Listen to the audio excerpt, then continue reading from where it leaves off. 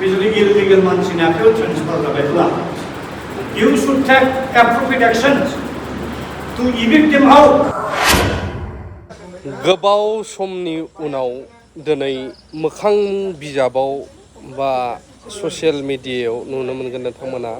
मानगोनां बारग' एमपि सानसुमा खुंगुर बैसोमुथियारि सारनि माखासे स्ट्रं स्पिच आरो बे जोंनि हायाव जायफ्रा मोन्थाइ गैयालासिनो दखल खालामनानै थानाय मानाय आरो गोबांथार बाथ्रा फैनायलांनि सोलोंथाइखौ जेरैबायदि मोननांगौमोन रांखान्थियारि बेनिफिटखौ जेरै गभर्नमेन्टनि मोननांगौमोन जेनिबो बिथिङाव थगायजानाय नासयजानायनि थाखायनो आसामजों जों थाजाबनो हाला होननानै आलादा बड'लेण्ड हादरनि सिमा लुनानै बेखौ आरो मोगथाङाव महर मोननो थाखाय गिलु बालु डेम'क्रेटिक मुभमेन्टबो जालांबाय आनस्ट्रागलबो जालांबाय खेबथाम एफर्टबो जालांबाय जोङो सानफ्रोमबोमोन जोङो रोजाबासो जोंनि बिदा फंबायखौ मुंख्लं जाहोलायनानै गोबां जोंनि बिब' बिनानाव आइजोफोरखौ जिनाय हारि खालाम जाहोगुलायलायनानै हाजार हाजार मानसि न' बां सावनानै जेल हाजराव थानांनानै गावख्रुब जानानै बुथार जानानै जि मोनबाय सुलासे बड'लेण्ड ससे बड'लेण्ड खावसे बड'लेण्ड बेजोंनो जोंनि गासैबो जेंना जेंनाफ्रा सुस्रांजोबसिगोन जेनिबो बिथिङाव जों दावगानो हासिगोन रैखाथि मोनसिगोन बे जोंनि सानखांनाय जादों बिदि फैयै फैयै मा जाबाय जोंनि बे मिजिं साननायफ्रा सिमां बायदिसो दिनै प्रेक्टिकेल जाफैनाय जाबाय बहा जोंनि हाबा रैखाथिमोन जोंनि जिबना बहा रैखाथिमोन जोंनि राव हारिमुवा बहा रैखाथिमोन नागिरदों जों जोबलांनोसो नागिरदों फोजोबलांजानोसो जानाय बायदि जाबाय बिराद आरो बे जानायनि जाहोना जाहैबाय आं जोनोमब्ला जिबननि बयनिख्रुइ देरसिन आंनि उपलब्धि रियेलाइजेसना जाबाय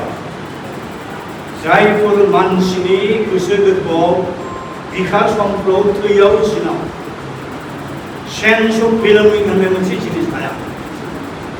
सखिय आत्मबोध बे सेन्स अफ बिलंगिं गैयाब्ला सासे मानसिखौ जेसेबांखि गिदिर सना रुफा मुकुटानि मुकुट गानहोनानै सनानि मासियाव राज सिंहासनाव फज'आमोन बे जिन्दगियाव जोबोद थांनो आंनावबो गैयाब्ला आंखौबो गानहोयोमोनब्ला आंखौ हयथ' निश्चितबो मावनाय बयनिबो देरसिन जिनिसा सेन्स अफ बिलंगिं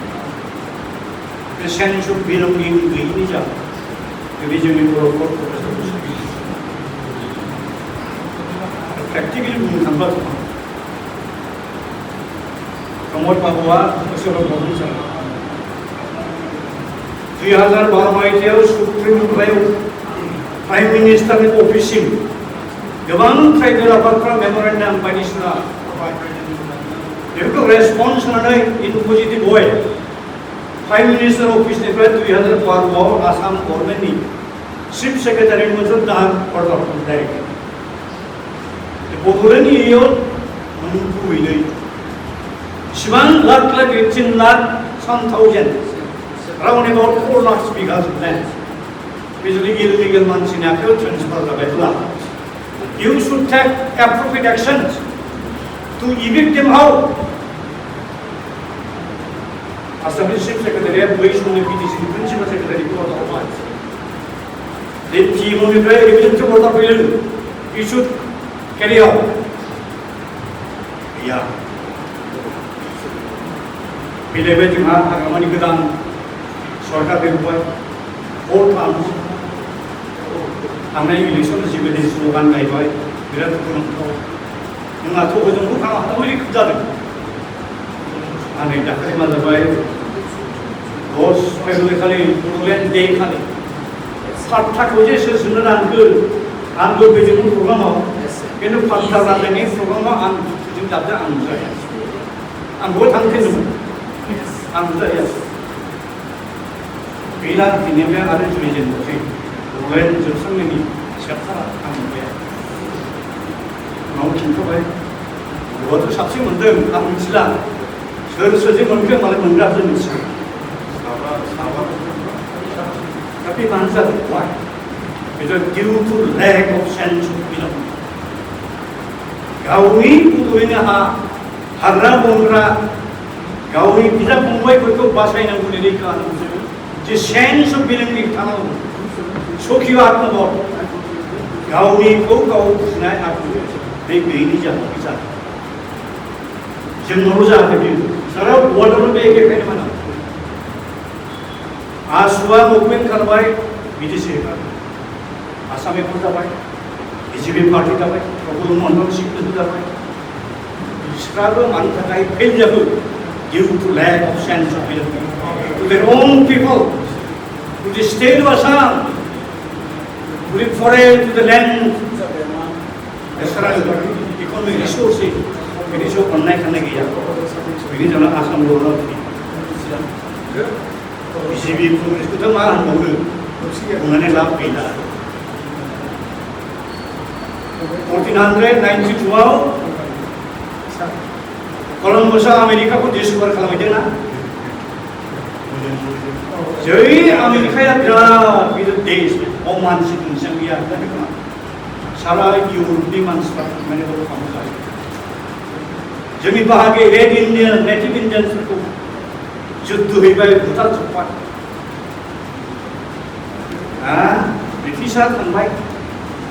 ब्रिटिशनि उनाव Brown skin, Indian origin, English from the Buddha Community Foundation. The neo-colonization view. जोंनि ट्राइबेल बेल्टफ्राव जोंनि हाफोराव फरेस्ट एरियायाव सोरबा आदिबासिखौ सोरबा बांलादेशखौ जे सुदों मुस्लिमफोरखौ बिहारिखौ सुदों सोनाबनि मानसि सुदों इन्डियान मानसि सुदों बे जाबाय ए काइन्ड अफ डेन्जारास कलनाइजेसन बेखौ निअ-कलनाइजेसन गोदान कलनि बानायनाय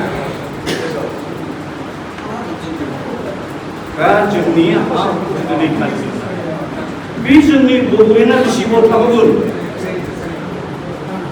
बोसोरबानि उनाव बिटिसिनि समस्तिपुरनि डेलिमिटेसन दानाय साइ how many seats will be remain reserved for the tribal what happened to the assembly segment within BJP 2023आव जेरैबायदि फैगोन दिल्ली सिटिजन भारत संविधाननि आर्टिकल 337 सी मथे पार्लियामेन्टारि सीट जोंहा मोननै मोननांगौमोन बे पार्लियामेन्टारि सीट मोननाया ट्राइबेल रिजार्भ जानाय For example, you see the case of Meghalaya. Meghalayaव parliamentary seat मोननै दं मोनसे जाबाय त्रिपुरा मोनसे जाबाय Shillong both these two parliamentary seats reserved for tribal according to article 332 sub 2 says 6 एरियायाव एसेम्बली सीटआ ट्राइबेल थाखाय रिजार्भ For example is मेघालयाव मेघालयनि एसेम्बलियाव 60 सीट दं बेनि गेजेराव 50 reserve for tribal Only 6 assembly seats are open for all. Why? We open for all. Soita जाबाय Shillong municipality area, British territory view. 6 area बेयाव Akan soita assembly seat open जादों. Kan jangan tu at least kalau kita pergi elephant. Kalau tu at least jam 2 baru sama berjaya mah. Kita jumpa pada. Tapi man tahu tu ekor nazari am jangan sementari umur simpang mau. Dua jam hari tu dah mungkin case pen di jalan tu. Dengan kita berat during month dia mungkin interesting case. Even jaya jasa ladang month. Dia baik. This is very interesting. Mana constitution kuna violate करना है वे election commission of India notification करना आप देखो Assam government का से मोंडोर खानांगु ESDC DC को गुवाहाटी में लेमो तो ना गा सिर्फ map से आची खाजों ना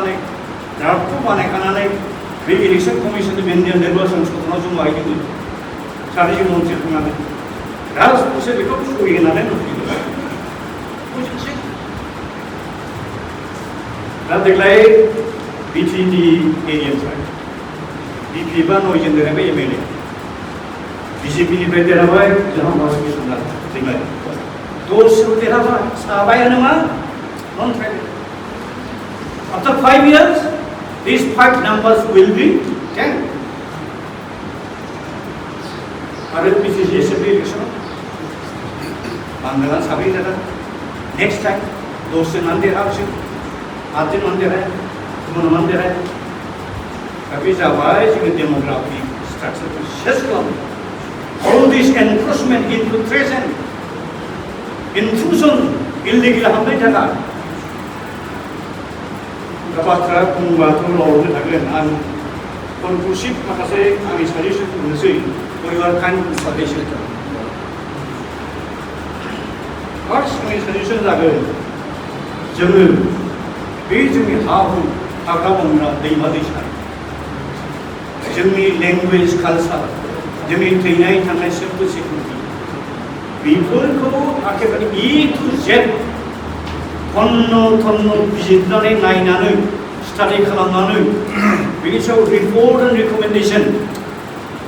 प्रिपेयार खालामनो जों मोनसे कमिसन दाजायनांगौ आंनि साननाय बे by appointing some of our retired IAS जोंहा हरिभुषन ब्रह्मखौ आसाम गभर्नर इन्डिजिनियास मानसिफोरनि हा हु रैखाथिनि थाखाय मोनसे कमिसन दाबाय बिनि रिपर्ट रिकमेन्डेसन पास खालामबाय ओमफ्राय बिसोर लासै बिरादखौ लिरदोंमोन क'क्राझारावबो फैदोंमोन दा बेखायनो जोङो एक नम्बर आंनि कनक्लुसिभ डिसिसना बे लेट देयार बि a commission voluntary commission private commission